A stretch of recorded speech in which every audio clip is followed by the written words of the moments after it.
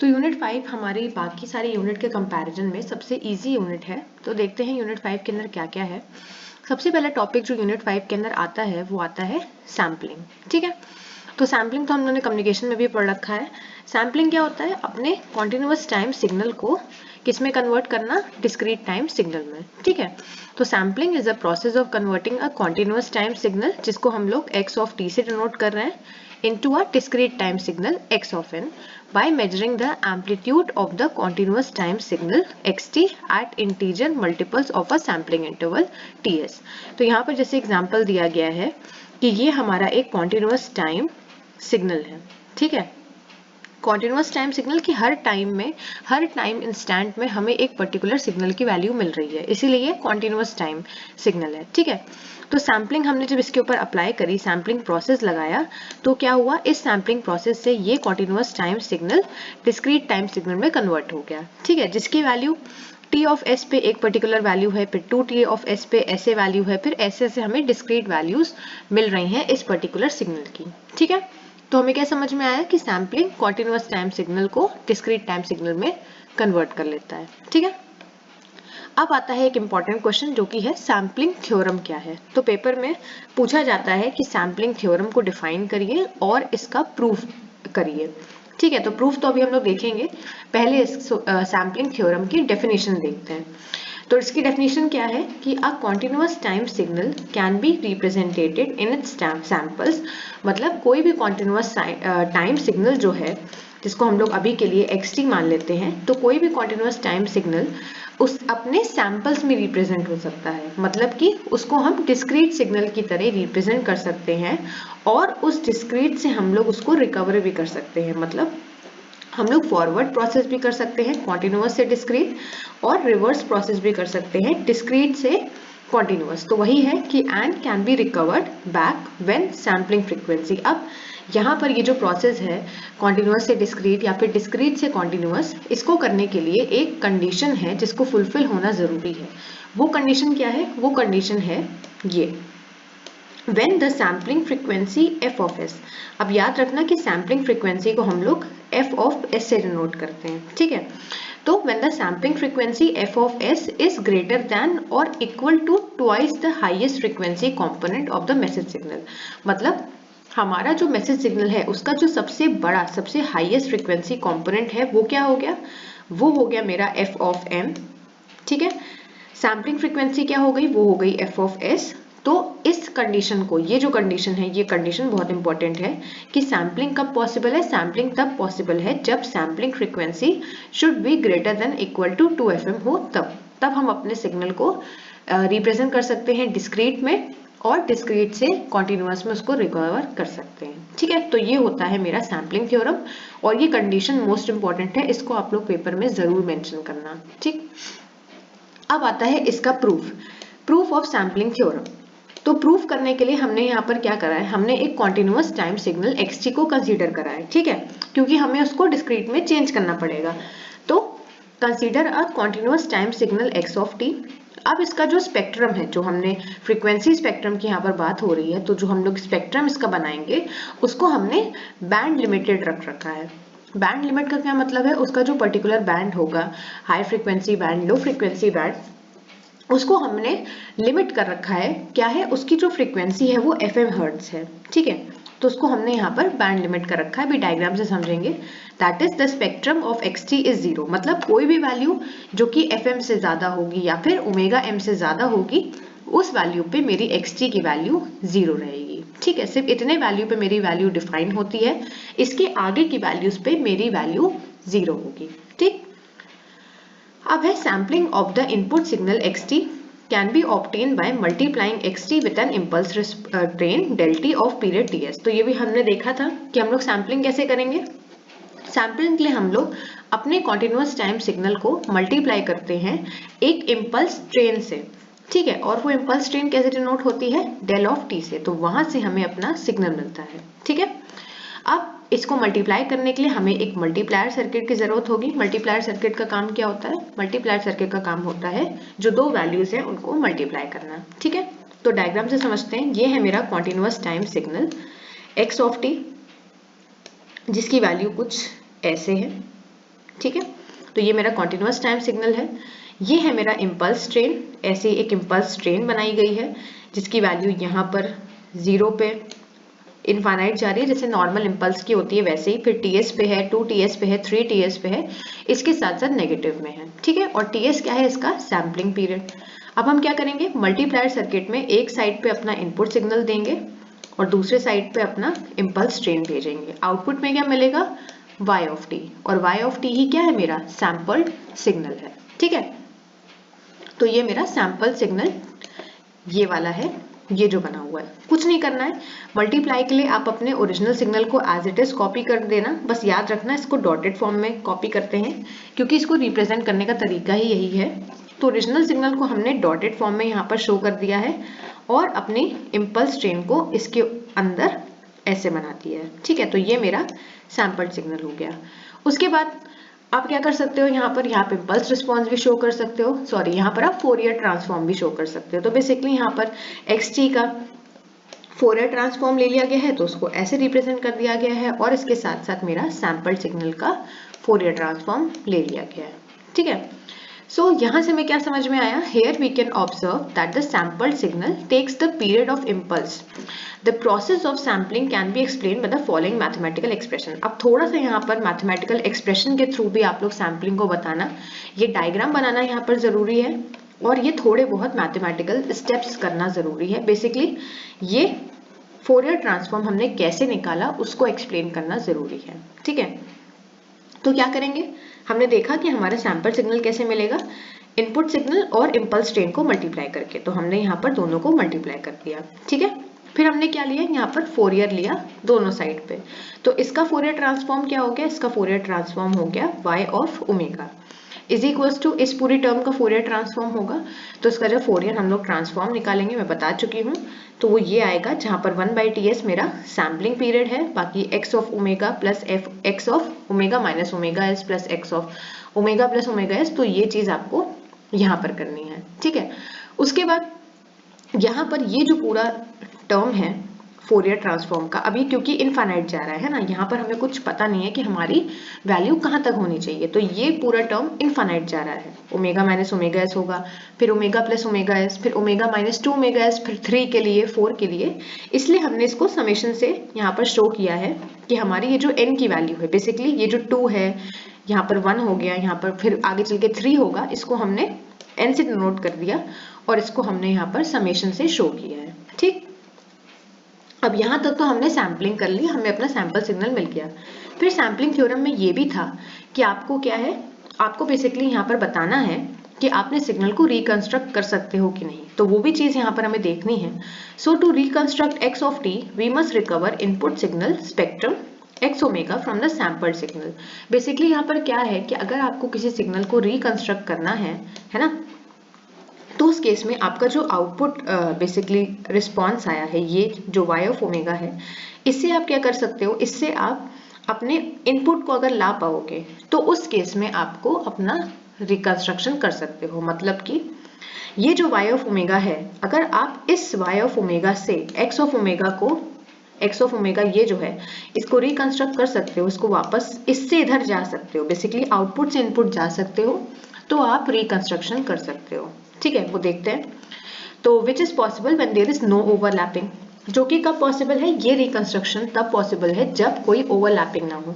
वो अभी हम लोग नीचे देखेंगे कि ओवरलैपिंग होगी तो क्या होगा और नहीं होगी तो क्या होगा। तो इसकी बहुत सारी पॉसिबिलिटी बनती है, बेसिकली 3 पॉसिबिलिटी बनती है कि ओवरलैपिंग होगी कि नहीं होगी। तो ये इंपॉर्टेंट है। सबसे पहला केस 1 क्या होता है, केस 1 होता है ओवर सैम्पलिंग का। ओवर सैम्पलिंग में क्या होगा, ये जो y ऑफ ओमेगा जो हमने ऊपर अभी देखा, इसका जो इम्पल्स बनेगा, इसका जो आउटपुट बनेगा, वो कुछ ऐसा होगा जहां पर दो सक्सेसिव शेप्स के बीच में कुछ स्पेस होगी। ठीक है, और इसकी कंडीशन क्या होती है, यहाँ पर बेसिकली ओवर सैम्पलिंग में fs जो होता है वो ग्रेटर देन 2fm होता है। तो पेपर में आता है कभी कभी 2 नंबर में कि what is the condition of over sampling, तो उस केस में आप लोग लिख सकते हो कि fs is greater than 2fm और जो दो शेप्स होती हैं उनके बीच में स्पेस होती है। ठीक है, परफेक्ट सैम्पलिंग क्या होगी, परफेक्ट सैम्पलिंग में fs is equals to 2fm हो जाएगा। ठीक है, और यहाँ पर जो दो शेप्स होंगी उनमें कोई स्पेस नहीं होती है। ठीक है, तो ये दोनों जो कंडीशंस होती हैं ये सही होती हैं, इनमें कोई ऐसी प्रॉब्लम नहीं होती है। यहाँ पर हमने वैसे भी बता दिया है। प्रॉब्लम होती है मेरी इस केस में, अंडर सैम्पलिंग के केस में, जहां पर fs लेस देन 2fm हो जाता है, उस केस में एलियासिंग इफेक्ट आ जाता है। वो क्या होता है वो अभी हम देखेंगे। एलियासिंग बेसिकली क्या है कि ये जो दोनों शेप्स होते हैं यहाँ पर ओवरलैपिंग हो जाती है। ओवरलैपिंग मतलब एक दूसरे के ऊपर ओवरलैप कर जाता है ऐसे, ये जो शेप है यहाँ पर, तो ये वाला एरिया और इस पल्स का ये वाला एरिया ये यहाँ पर ओवरलैप कर गए। अब आप लोग सोचोगे ओवरलैप से प्रॉब्लम क्या है। ओवरलैप से ये प्रॉब्लम है कि जब ये सिग्नल को हम लोग रिकवर करेंगे, जब इसको आउटपुट पे इसको लाएंगे, जब इसको मतलब बेसिकली वहां से ऑब्टेन करेंगे अपना आउटपुट, तो हम पता नहीं लगा पाएंगे कि हमारी जो भी आउटपुट था वो था क्या। ठीक है, मतलब इसको सही से रिकवर नहीं कर सकते अपनी पल्स को, इसीलिए यहाँ पर ओवरलैपिंग नहीं होनी चाहिए।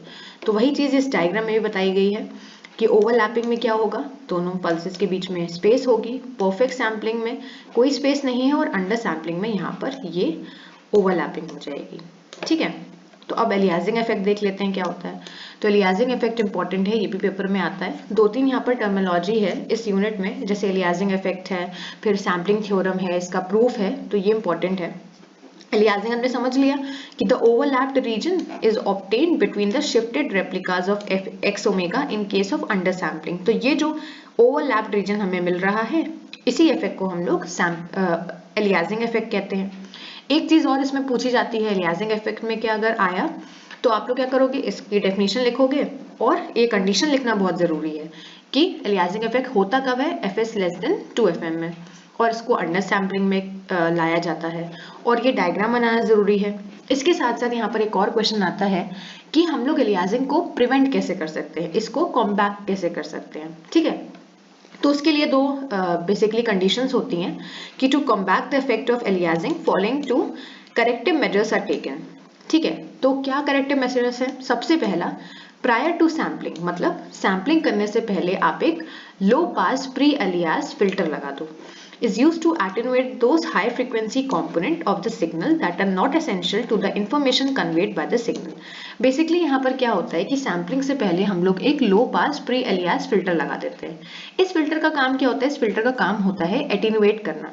एटीन्यूएट का मतलब होता है उस जो भी हाई फ्रीक्वेंसी कॉम्पोनेंट होगा सिग्नल का, उसको कम कर देना। ठीक है, इससे क्या होगा कि वहां पर ओवरलैप रीजन नहीं क्रिएट हो पाएगा। तो पहला तरीका तो हो गया प्री एलियास फिल्टर यूज करने का। दूसरा तरीका क्या हो गया कि दूसरा तरीका वही चीज जो हमने देखी कि हम ऐसी सिचुएशन क्रिएट ही ना होने दें कि जो सैम्पलिंग फ्रीक्वेंसी है वो लेस देन 2fm हो। हम हमेशा क्या करें, हम हमेशा fs को हमेशा नाइक्विस्ट रेट से ज्यादा रखें।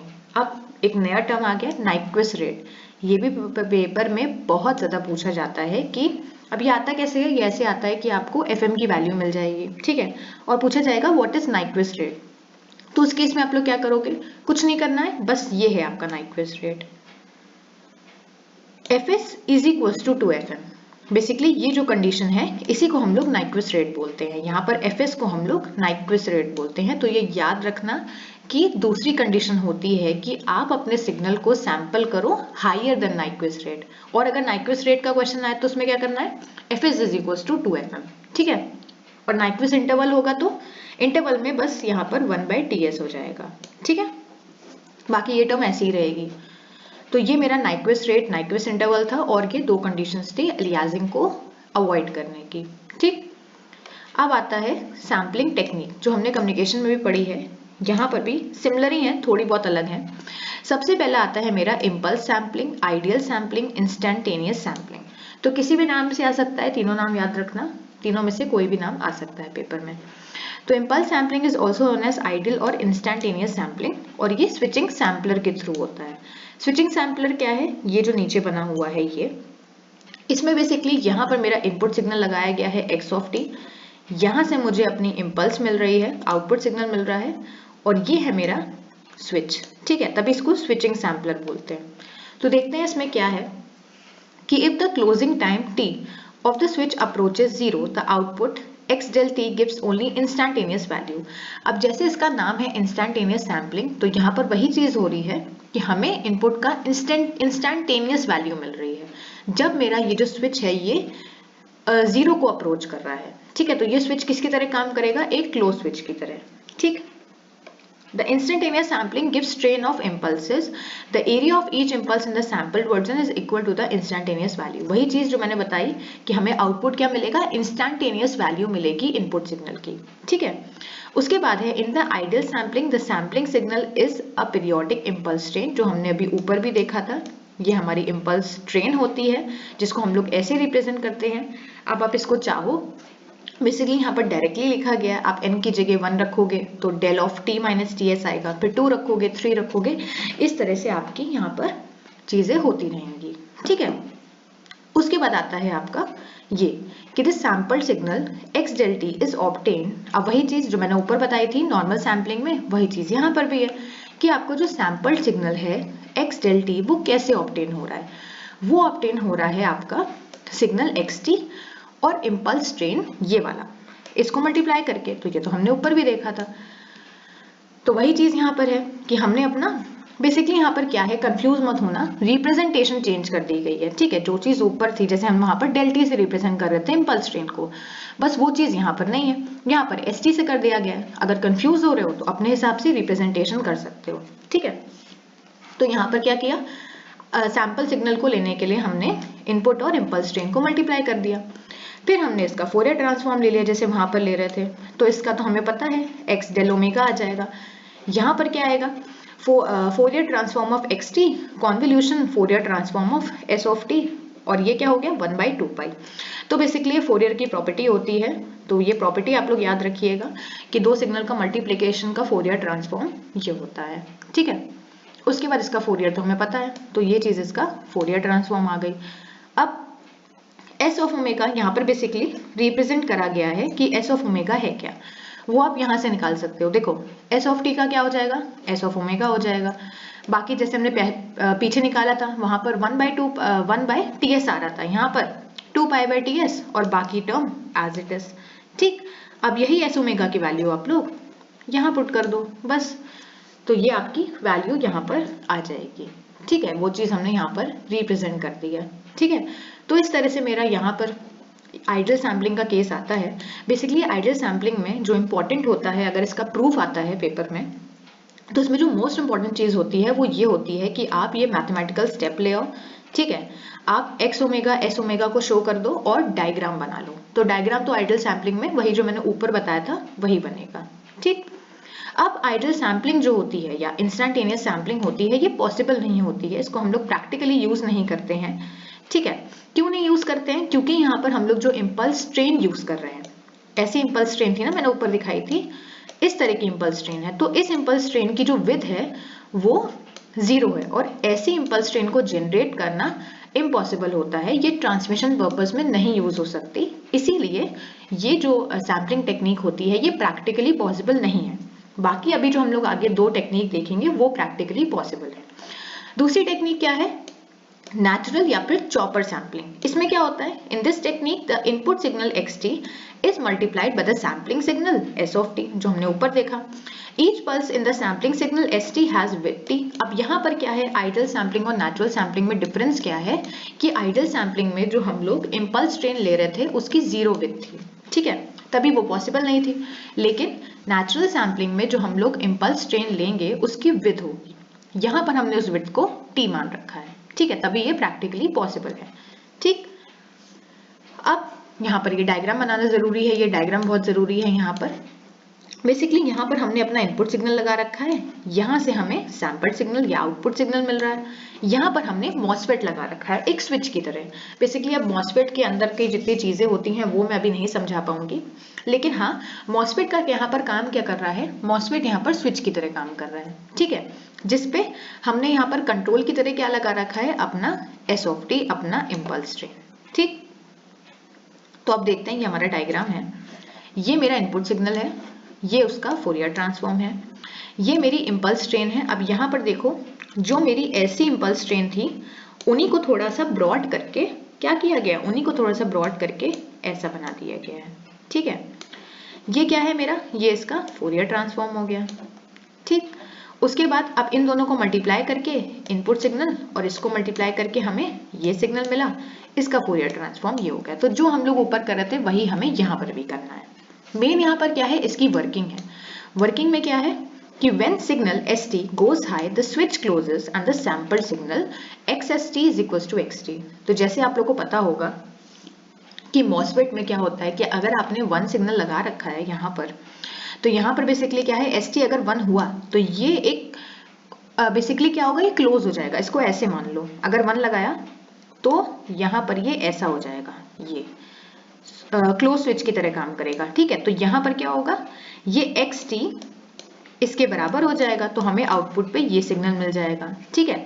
और जब हम इस पे 0 लगाएंगे तो क्या होगा, तो ये यहाँ से ओपन हो जाएगा कुछ इस तरीके से, ऐसे, ठीक है। तो उस केस में हमें xt क्या मिलेगा, हमें xt इसके इक्वल नहीं मिलेगा, हमें ये चीज इक्वल्स टू 0 मिलेगी, जैसे मैंने नीचे लिखा भी है, ठीक है। तो रिजल्टिंग सिग्नल तो हमें पता चल गया दोनों का मल्टीप्लिकेशन। अब एक चीज यहाँ पर मैं बताऊंगी अभी कि the sampling here is termed as natural sampling since the top of each pulse in the sampled signal xst retains the shape of the signal xt during the pulse interval. तो ये हमारा आउटपुट सिग्नल है। फिर वही करना है, output signal का मैंने क्या बताया, इंपॉर्टेंट है फोरियर ट्रांसफॉर्म लेना। तो मैंने भी ऊपर बताया इसका फोरियर ट्रांसफॉर्म क्या होगा, 1/2 पाई x of omega convolution s of omega, ठीक है। और s ऑफ ओमेगा भी हमने ऊपर देख लिया। बेसिकली यहाँ पर s ऑफ ओमेगा के साथ एक कांस्टेंट टर्म बेसिकली यहाँ पर इंक्लूड की गई है, s ऑफ n, जिसका जो कि रिप्रेजेंटेशन है वो ये है। ये आप लोगों को याद करना पड़ेगा कि यहाँ पर एक एडिशनल टर्म sn आती है जिसकी वैल्यू होती है ये, ठीक। अब एक चीज और कि यहाँ पर मैंने ऊपर लिख रखा है कि सिंक का फोरियर ट्रांसफॉर्म रेक्टेंगुलर पल्स होता है और रेक्टेंगुलर का फोरियर ट्रांसफॉर्म सिंक पल्स होता है। तो ये याद रखना, ये इंपॉर्टेंट है, ठीक है। उसके बाद हमें क्या करना है, उसके बाद वही मैंने जो ऊपर बताया सारी वैल्यूज यहाँ पर पुट कर देनी है एज इट इज, और यहाँ से आपको अपना आंसर मिल जाएगा, ठीक है। तो इस तरीके से आप अपना वैल्यू निकाल सकते हो। एक चीज याद रखना, सिंक का फोरियर ट्रांसफॉर्म रेक्टेंगुलर पल्स होता है और रेक्टेंगुलर का फोरियर ट्रांसफॉर्म सिंक होता है। ये याद रखना है कि आगे काम आएगा, ठीक। तो इस तरह से मेरी नेचुरल सैम्पलिंग हो गई। मैथमेटिकल स्टेप्स याद रखना जरूरी है। फिर आता है फ्लैट टॉप सैम्पलिंग। अब फ्लैट टॉप सैम्पलिंग जैसे मैंने कम्युनिकेशन में बताया था, जैसे इसका नाम है फ्लैट टॉप, मतलब जो भी हमें आउटपुट सिग्नल मिलेगा उसका जो टॉप होगा वो फ्लैट होगा। So in flat top sampling, the top of each rectangular pulse remains constant and equals to the instantaneous value of the signal at the starting of the pulse. तो यहाँ पर भी सिमिलर सा ही एक diagram है। Basically यहाँ पर बस एक कैपेसिटर और इक्वल लगा दिया है। क्या होगा यहाँ पर, अगर ये क्लोज की तरह काम करेगा, जब यहाँ पर हमें 1 सिग्नल मिलेगा तो ये कैपेसिटर चार्ज हो जाएगा, तो उस केस में हमें अपना आउटपुट सिग्नल इसके बराबर मिलेगा। उसके बाद जब ये ओपन सर्किट होगा तो ये कैपेसिटर डिस्चार्ज होने लगेगा, तो वहां पर हमें इसकी वैल्यू 0 मिलेगी। जैसे नॉर्मल कम्युनिकेशन में था वैसे ही ये स्विच की तरह काम कर रहा है, ठीक है। तो वही चीज है, ये मेरा इनपुट सिग्नल है, ये मेरा आउटपुट सिग्नल हो गया।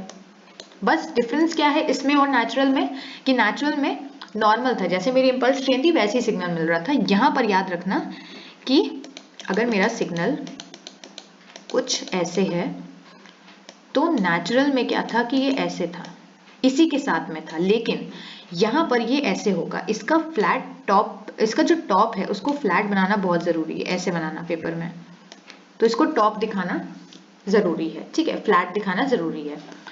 उसके बाद the flat top sample signal is mathematically, अब इसका मैथमेटिकल स्टेप होगा। बेसिकली यहाँ पर क्या है कि यहाँ पर हम एक रेक्टेंगुलर पल्स ले रहे हैं h ऑफ t, ठीक, जिसको हम डिनोट कर रहे हैं कि is mathematically equivalent to the convolution of the xst and a rectangular pulse. तो जैसे ऊपर था, यहाँ पर फ्लैट टॉप सैम्पलिंग में याद रखने वाली बात क्या है कि मेरा जो सैंपल्ड सिग्नल है, ठीक है, वहां पर क्या है कि मेरा जो बेसिकली फ्लैट टॉप सिग्नल है, आप ऐसे समझो कि आपका जो आउटपुट है वो सैंपल्ड सिग्नल और रेक्टेंगुलर पल्स जो h ऑफ t है उसका कॉन्वोल्यूशन है, ठीक। वे नीचे देखते हैं, सैंपल सिग्नल क्या है, इनपुट और इम्पल्स ट्रेन का मल्टीप्लिकेशन, ठीक है, ये हमें पता है। और अभी हमने क्या देखा कि इसका आउटपुट क्या होगा, इसका आउटपुट होगा मेरा सैंपल सिग्नल, उसका कॉन्वोल्यूशन मेरा किसके साथ, रेक्टेंगुलर पल्स के साथ, ठीक। अब क्या करना है, अब ये वैल्यूज इसमें पुट कर देनी है। तो x ऑफ t यहाँ पर हमने इसकी वैल्यू पुट कर दी। फिर इसका क्या करना है, फिर फोरियर ट्रांसफॉर्म ले लेना है, जैसे हम लोग प्रीवियस 2 में कर रहे थे। तो यहाँ से हमने इसका फोरियर ट्रांसफॉर्म ले लिया। फोरियर ट्रांसफॉर्म आप लोग को आता है, तो वो चीज आपने यहाँ पर कर दी। तो इस तरीके से मेरी तीसरी सैम्पलिंग खत्म हुई। याद रखना कि फ्लैट टॉप सैम्पलिंग में उसका जो टॉप होना चाहिए वो फ्लैट होना चाहिए और आउटपुट सिग्नल जो है वो सैंपल सिग्नल और मेरा जो रेक्टेंगुलर पल्स है दोनों का कॉन्वोल्यूशन है। ठीक, फिर आता है एक इंपॉर्टेंट टॉपिक फिर से अलियासिंग की तरह, अपर्चर इफेक्ट। अपर्चर इफेक्ट क्या होता है कि to recover the original signal xt we may pass sample signal xs3 to a low pass filter whose frequency response is shown by this. By using flat top sampling and amplitude distortion is introduced. Basically aperture effect होता क्या है कि जब आप flat top sampling को use करते हो तो एक एम्पलीट्यूड में डिस्टॉर्शन आ जाता है। आपका जो सिग्नल का एम्पलीट्यूड होता है वो कम हो जाता है जब आप रिकंस्ट्रक्ट करते हो अपने सिग्नल को। तो उस केस में आप क्या कर सकते हो, उसी इफेक्ट को हम लोग क्या बोलते हैं, अपर्चर इफेक्ट बोलते हैं। ठीक, और इस अपर्चर इफेक्ट फिर उसी तरह से जैसे अलियासिंग को कैसे हम लोग अवॉइड कर सकते हैं, सेम क्वेश्चन आता है कि आप अपर्चर इफेक्ट को कैसे अवॉइड कर सकते हो। कैसे अवॉइड कर सकते हो उसको भी याद रखना कि by connecting an equaliser in cascade. तो आप एक इक्वलाइजर को कनेक्ट करोगे कैस्केड में। ठीक है, तो जैसे आपने अब क्या किया, आपने यहाँ पर सैम्पलिंग परफॉर्म करी। ठीक है, जो हमने ऊपर देखी थी कि हमारा ये सैंपल सिग्नल जो था उसको हमें कॉन्वोल्यूशन करना है अपने रेक्टेंगुलर पल्स के साथ, तो वो हमें आउटपुट सिग्नल मिलेगा। उसके बाद हमें क्या करना है, उसके बाद हमें इसको रिकंस्ट्रक्ट करना है, मतलब आउटपुट से इनपुट जाना है। तो एक बार हमने इसको अगर रिकंस्ट्रक्शन फिल्टर में भेजा, उसके बाद हमें एक इक्वलाइजर लगा देना है इन कैस्केड। कैस्केड का मतलब क्या होता है, सीरीज में। तो अपने रिकंस्ट्रक्शन फिल्टर के साथ जब आप इक्वलाइजर को कैस्केड में लगाओगे तो उस तरह से आपका अपर्चर इफेक्ट कम हो जाएगा या फिर आप उसको सही कर सकते हो। ठीक, फिर आता है मेरे इसी का दूसरा पोर्शन, रिकंस्ट्रक्शन ऑफ सिग्नल। तो सैम्पलिंग यहाँ पर खत्म हो गई। सैम्पलिंग के जो दो इंपॉर्टेंट टॉपिक थे अपर्चर इफेक्ट और एलियासिंग, वो खत्म हो गया। अब आता है रिकंस्ट्रक्शन। अब ज्यादा क्वेश्चन रिकंस्ट्रक्शन का पेपर में आते नहीं है, लेकिन सिलेबस में है इसलिए हम लोग देख लेते हैं। रिकंस्ट्रक्शन बेसिकली हमारे जो सिलेबस में है वो दो हैं, zero order and first order. तो इसको बोलते हैं जीरो ऑर्डर होल्ड इंटरपोलेशन। ठीक है, इंटरपोलेशन बेसिकली क्या इंटरपोलेशन है कि आप अपने सिग्नल को रिकवर कर रहे हो। So the zero order hold can be viewed as a form of interpolation between sample values in which the impulse response ht of the interpolating filter. Basically आप जो रिकंस्ट्रक्शन फिल्टर यूज कर रहे हो, जिसको हम लोग इंटरपोलेटिंग फिल्टर बोल रहे हैं, उसका जो इम्पल्स रिस्पॉन्स है वो एक रेक्टेंगुलर पल्स है। ठीक है, तो रेक्टेंगुलर पल्स मैंने बताया था, ये है हमारी रेक्टेंगुलर पल्स जो हम लोग फ्लैट टॉप सैम्पलिंग यूज कर रहे थे। तो ये है मेरी रेक्टेंगुलर पल्स जिसका रिप्रेजेंटेशन इस तरह से है u of t minus u of t minus h। ठीक है, या फिर आप रेक्टेंगुलर पल्स को ऐसे भी डिनोट कर सकते हो। ठीक, तो यहाँ पर जो हमने ऊपर लिखा कि 1 और 0, वो चीज हमने यहाँ पर लिख दी। बेसिकली इतने पोर्शन के लिए मेरा रेक्टेंगुलर पल्स जो है उसकी वैल्यू क्या है, उसकी वैल्यू 1 है। मतलब 0 से लेकर ts इसकी वैल्यू 1 है और अदरवाइज के केस में इसकी वैल्यू 0 है। ठीक, उसके बाद है कि when the sampled xst is applied to this filter the output is xrt। Basically हमें क्या करना है, हमने अपना जो सिग्नल है, अपना जो इम्पल्स है, उसको जो हमने इस फिल्टर से अप्लाई किया, तो उस केस में हमें क्या मिला, उस केस में हमें अपना आउटपुट सिग्नल मिला। ठीक है, तो याद रखना है यहाँ पर आपको क्या करना है, सैंपल्ड सिग्नल को बेसिकली क्या करना है, फिल्टर को जब आप अप्लाई करेंगे तो उस केस में आपको ये दोनों का कॉन्वोल्यूशन मिलेगा। वही चीज है जो मेरी ऊपर थी, किस केस में थी, फ्लैट टॉप सैम्पलिंग के केस में, कि सैंपल्ड सिग्नल को हमें कॉन्वोल्यूशन करवाना है h ऑफ t के साथ। सैंपल सिग्नल हमें पता है, हमें अपने आउटपुट सिग्नल और इम्पल्स ट्रेन का क्या करना है, मल्टीप्लाई करना है। तो उसको हमने ऐसे रिप्रेजेंट कर दिया, कॉन्वोल्यूशन h ऑफ t। अब तो आसान हो गया, आप यहाँ पर वैल्यू रख दो जो भी आपकी थी h of t minus nts rectangular pulse, तो आपको आंसर मिल जाएगा। और ये मेरा रिप्रेजेंटेशन होता है सैंपल सिग्नल का, क्योंकि हम लोग यहाँ पर एक रेक्टेंगुलर पल्स शो कर रहे हैं। ठीक है, फिर आता है फर्स्ट ऑर्डर होल्ड इंटरपोलेशन और लीनियर इंटरपोलेशन। तो ये भी ज्यादा इंपॉर्टेंट नहीं है, पेपर में आता नहीं है, थोड़ा बहुत आप उसको समझ सकते हो। देखो फर्स्ट ऑर्डर में क्या होता है, जैसे हम लोग वहां पर रेक्टेंगुलर पल्स यूज कर रहे थे इंटरपोलेटिंग फिल्टर की तरह, है ना, तो यहाँ पर हम लोग क्या यूज करते हैं, यहाँ पर हम लोग ट्राइंगुलर पल्स यूज करते हैं। ठीक, तो जैसा इसका नाम है, इसका शेप ट्राइंगुलर होगा। वो रेक्टेंगुलर पल्स थी तो उसका शेप कैसा था, उसका शेप रेक्टेंगुलर के फॉर्म में था। ठीक, तो उसको देखते हैं। The first order hold can be viewed as a form of interpolation between sample value in which the impulse response of the interpolating filter is a triangular pulse। जिसका representation कैसे है, जिसका रिप्रेजेंटेशन इस तरह से है, ठीक, जिसको आप ऐसे कर सकते हो डिनोट। तो ये डिनोट करने का तरीका है, रेक्टेंगुलर पल्स को हम लोग ऐसे ही डिनोट करते हैं, ठीक है। जिसकी वैल्यू इस डायग्राम से आप समझो, तो ये है मेरी रेक्टेंगुलर पल्स। ऐसे रेक्टेंगुलर पल्स बनती है, माइनस टीएस पे कुछ वैल्यू है, टीएस पे कुछ वैल्यू है और जीरो पे इसकी वैल्यू कुछ है, ठीक है। तो वही चीज हमने यहाँ पर रिप्रेजेंट करी है कि अदरवाइज पे तो जीरो है, माइनस टीएस से टीएस पे value 1 plus T by T S है, ये इसका रिप्रेजेंटेशन ही होता है। जीरो से टी बाई टी एस पे value 1 minus T by T S है और बाकी जगह इसकी वैल्यू जीरो है, ठीक है। उसके बाद है कि when the sample signal X del T, या फिर आप किसी भी तरह से रिप्रेजेंट करो, is applied to this filter, the output is X R T, जैसे ऊपर था। Each sample is XLT being an impulse generates a triangular pulse of height equal to the strength of the sample। Basically theory से अच्छा है mathematical step समझें। यहाँ पर हमें क्या करना है, सैंपल सिग्नल का कॉन्वोल्यूशन करना है एच टी के साथ। जो हमने ऊपर किया था वो वैल्यू आपने यहाँ रख दी, वो वैल्यू यहाँ रख दी। डिफरेंस यहाँ पर क्या आएगा, बस डिफरेंस यही है कि आपका जो एच ऑफ टी है ये ट्राइंगुलर पल्स है, यहाँ पर रेक्टेंगुलर पल्स नहीं है, ठीक है। तो वो चीज है कि आपने सैंपल सिग्नल का कॉन्वोल्यूशन करवाया किसके साथ, अपने एच ऑफ टी के साथ, तो वहां से आपको आउटपुट सिग्नल मिल गया, ठीक। ये आपका इनपुट सिग्नल है, ये आपका इंपल्स रिस्पॉन्स है किसका, मेरे इंटरपोलेटिंग फिल्टर का, और ये आपको अपना फ्रीक्वेंसी रिस्पॉन्स मिल गया, ठीक। अब एक और चीज यहाँ पर, एक चीज इंपॉर्टेंट है कि ट्राइंगुलर पल्स है तो ये आपको फर्स्ट ऑर्डर में ऐसे मिलेगा, थोड़ा सा डायग्राम हो गया, फर्स्ट ऑर्डर में ऐसे मिलेगा। और आइडियल इंटरपोलेशन अगर होता, आइडियल इंटरपोलेटर होता, तो उस केस में आपको एक नॉर्मल शेप मिलता, लेकिन क्योंकि ये फर्स्ट ऑर्डर होल्ड है और प्रैक्टिकल है, इसीलिए आपको फ्रीक्वेंसी रिस्पॉन्स ऐसा मिला है, ठीक। उसके बाद हमने यहाँ पर अपनी वैल्यू पुट कर दी। जैसे मैंने बताया था कि डिफरेंस कहाँ पर आएगा, डिफरेंस आपका दोनों में, देखो यहाँ पर डिफरेंस नहीं है, इतने पोर्शन तक हमारे जीरो ऑर्डर और फर्स्ट ऑर्डर में डिफरेंस नहीं है। डिफरेंस कब है, जब आप एच ऑफ टी की वैल्यू रखोगे। तो याद रखना कि पेपर में एच ऑफ टी की वैल्यू जरूर रख देना, ठीक। तो वो हमने वैल्यू यहाँ पर रख दी। अब हम लोग एक न्यूमेरिकल कर लेते हैं छोटा सा, कभी कभी पेपर में आ जाता है। सबसे पहले हो सकता है कि आपको कुछ ऐसा सिग्नल मिले, ठीक है। तो आपको ये एक्स ऑफ टी दे रखा है। सबसे पहला पार्ट क्या है, हमें मिनिमम सैम्पलिंग रेट निकालना है, जो मैंने बता रखा है। मिनिमम सैम्पलिंग रेट का मतलब क्या है कि इतने पे तो आपको सैम्पलिंग करनी ही पड़ेगी। अगर आप इसकी वैल्यू से कम जाओगे तो कौन सा केस बन जाएगा, अंडर सैम्पलिंग का या फिर एलियासिंग इफेक्ट का, ठीक। तो हमें समझ में आ गया हमें क्या निकालना है, नाइक्विस्ट जो सैम्पलिंग रेट था वो निकालना है। तो उसके लिए हमें क्या चाहिए, Fs is equal to 2Fm, ठीक है। तो वो हमें यहाँ से निकालना पड़ेगा। बेसिकली कैसे रिप्रेजेंट किया गया है, ये रिप्रेजेंट किया गया है 8 cos 2 पाई f, ठीक है। तो ये 2 पाई f के तरीके से दिया गया है, 2 पाई ft, ऐसे पाई f ऑफ t। तो इससे कंपेयर जब हम लोग करेंगे तो 2 पाई f की वैल्यू क्या आ जाएगी, 200 पाई आ जाएगी। तो 200 पाई ये हो गया, ठीक।